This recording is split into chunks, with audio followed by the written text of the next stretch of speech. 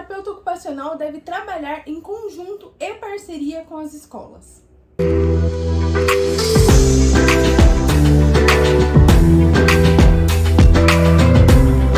Olá, meu nome é Beatriz Bel, eu sou terapeuta ocupacional e hoje nós vamos conversar um pouquinho a respeito de como um terapeuta ocupacional pode e deve trabalhar em conjunto com a escola e sempre com os familiares também. O terapeuta ocupacional, ele trabalha com as ocupações humanas, com as atividades, o fazer humano.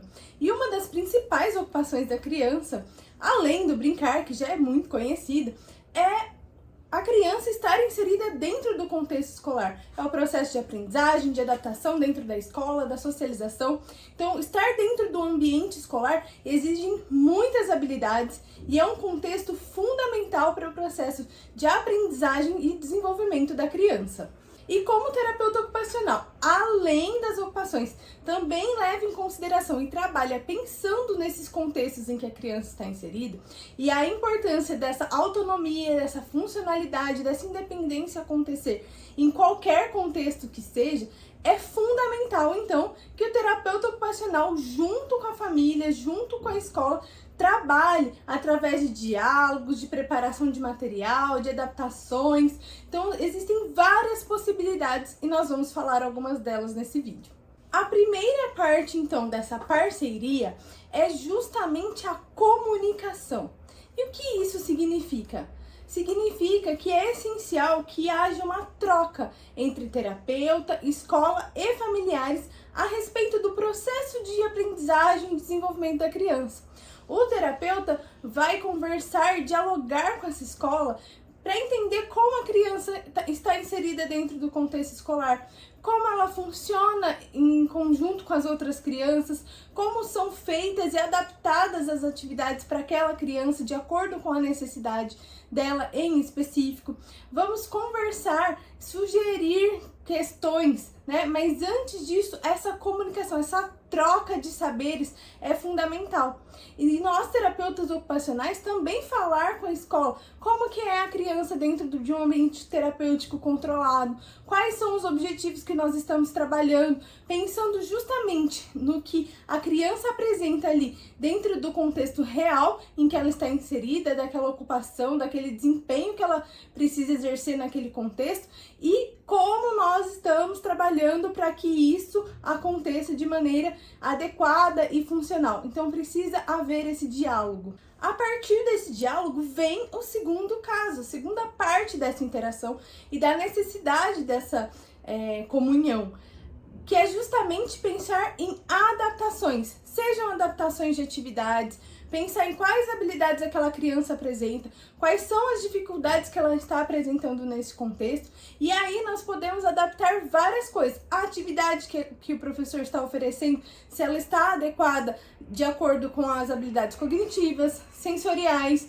motoras daquela criança. Então a gente vai levar em consideração todas as habilidades de desempenho que a criança apresenta e como que ela conduz aquela atividade dentro de sala de aula. Nós podemos pensar em acomodações sensoriais, então crianças que têm dificuldades sensoriais que impedem às vezes a criança de ter atenção, de ficar sentado por muito tempo, de se engajar naquela atividade. Então nós vamos pensar nessas acomodações, pensando também na postura da criança na cadeira. Enfim, são várias adaptações a partir de uma avaliação específica e por isso a importância dessa comunicação, para sabermos como é essa criança ali naquele contexto e o que nós podemos inserir. Além disso, nós podemos adaptar também os materiais, né? Adaptar o caderno se necessário, fazer um plano inclinado para aquela criança, adaptar a carteira, adaptar os lápis, né? O mobiliário ali como um todo, o material como um todo. Então tudo vai depender da demanda e necessidade que a criança tem dentro daquele contexto. E por isso, reforço e vou repetir várias vezes ao longo do vídeo a importância dessa comunicação. E por que falar com a escola os pais precisam estar inseridos? Porque essa criança, ela é uma criança de contextos, ela é uma criança que ela é única, independente de estar na escola, na terapia ou em casa. Então todo mundo tem que estar alinhado nesse processo de inclusão da criança, nesse processo de participação ativa da criança dentro desses contextos. Se a gente adapta o material, os utensílios, tudo para que ela desempenhe essas atividades na escola, quando existe alguma demanda, alguma tarefa para casa, os pais precisam estar a par do que está acontecendo na escola, para que eles também coloquem isso em prática em casa, para que haja uma continuidade de cuidados. Então, todos os envolvidos no cuidado com a criança precisam necessariamente estar alinhados. Outra forma de participação e alinhamento com a escola é através do gerenciamento, de oferecer suporte, de conhecimento mesmo, treinamentos aos coordenadores, aos professores que não tenham conhecimento naquela área específica, naquela demanda específica que o aluno ali precisa, né? Então, por exemplo, eu já fui em escolas falar sobre o autismo, porque apesar de ser muito conhecido, de muitas pessoas já estarem acabando se inserindo nesse contexto, muitos ainda não sabem de fato como ele acontece e o quanto isso vai impactar sim o desempenho escolar da criança. Então, para professores recém-formados, auxiliares, muitas vezes é necessário um treinamento mais específico de acordo com a demanda que aquele paciente precisa. E lembrando que cada criança ela é única e individualizada. Então, conhecer a criança também é fundamental para que essas adaptações sejam feitas. Não adianta a gente adaptar a escola para todas as crianças, porque cada uma, independente de ter o diagnóstico ou não, ela vai exigir uma coisa diferente, vai ter uma demanda diferente. Então, muitas vezes a gente tem que fazer essa colaboração aí em parceria com as escolas, dando treinamentos, justamente para que elas consigam identificar essas demandas e adaptar as atividades, o ambiente, a sala, e até mesmo dividir as salas dos alunos de maneira inclusiva, pensando em cada uma dessas habilidades, para que não haja inclusão de alguns e exclusão de outros, mas que todos possam estar inseridos da melhor forma. Então, esse tipo de suporte, de treinamento para os professores, auxiliares, coordenadores, também é uma das ações que nós, enquanto terapeutas ocupacionais, podemos fazer. E por último, mas não menos importante, a ação da equipe multidisciplinar.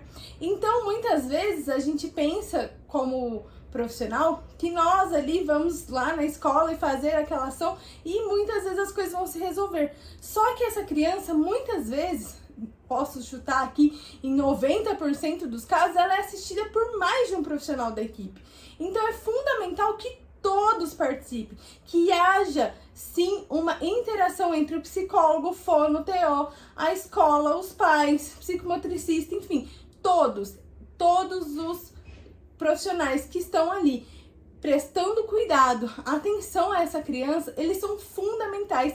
Essas reuniões multiprofissionais e ouso dizer até interdisciplinares, elas são fundamentais para que tudo aconteça de forma ordenada na vida dessa criança, para que todos falemos a mesma língua e facilite o processo de aprendizagem. Apesar de cada profissional ali ter o seu objetivo específico muitas vezes dentro da terapia, a criança é uma só. E todos devemos olhar para uma única direção. E o nosso objetivo ele deve estar pautado no desenvolvimento daquela criança.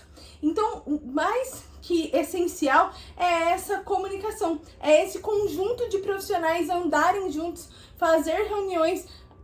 E hoje a internet facilita muito, né, esse acesso a vários profissionais ao mesmo tempo, sem necessariamente precisar de deslocamento. Então, é importantíssimo essa junção, essa união.